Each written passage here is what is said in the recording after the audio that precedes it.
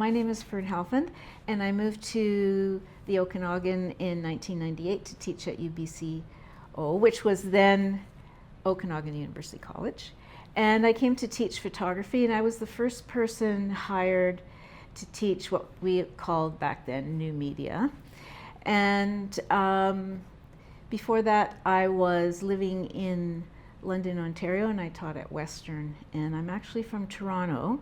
And that, being from the city, I've always lived in big cities. Coming to the Okanagan was quite a change, and I got very much involved with the environment and living in a place where the culture and the economics and the environment were hugely influenced by the natural resources and the landscape where we live.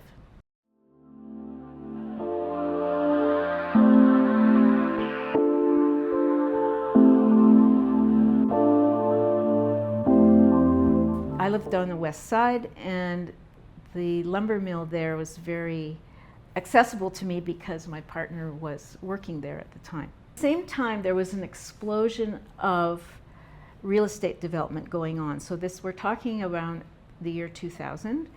And everywhere on the east side of the lake, on the west side of the lake, there was new construction sites for new suburbs. And in 2001-2, there was a clearing in the woods near my house. And there was a sign, Panorama Peaks, for a new subdivision. And I followed the birth of a new suburb from then till 2008. So during that time, I became very interested in the logging industry, in indiscriminate development of suburbs, and all the ramifications of sustainability, cultural development, the forest industry. And the project was called From Forested Hills to Paved Plateaus.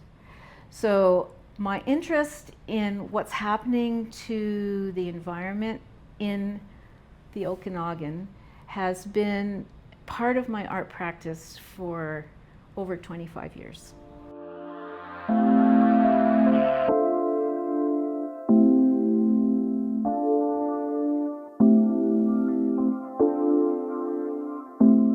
So this work, which is called At the Edge of a Clear Cut, is a compilation of many still photographs put together in an animation program called Adobe After Effects. The image shows a partially harvested area with trees in the background. The major part of the work, though, is the changing skies. So it starts off with actually a beautifully cloudy day with puffy clouds, and it goes through all the different kinds of weather that you can get. And it starts with clouds, then the clouds gather, and then the rain starts, and then it clears up, but it gets darker. And then the experience of the fire that we all had a couple of years ago.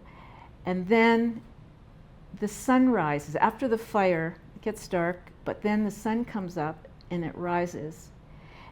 And it has a very positive feeling, but the clouds gather again and come back.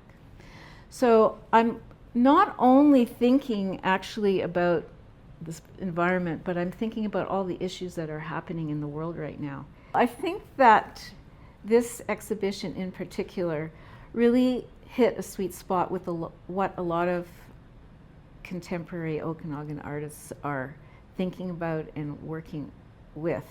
And the environment is so influential in our lives, with the fires, with the droughts, and everyone seems to be looking at it in a different way.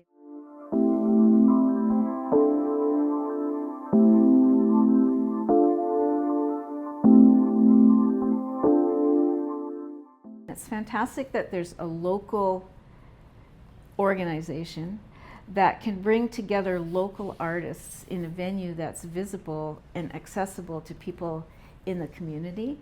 So it's something that not just the people in the art community are thinking about, but everybody is affected by what's going on in the environment in the Okanagan. So I think having exhibitions like this are very influential and very moving for the audience. Like, I know a number of people have spoken to me about the piece that I did and how it really captured something about experiencing life in the Okanagan and in our forests.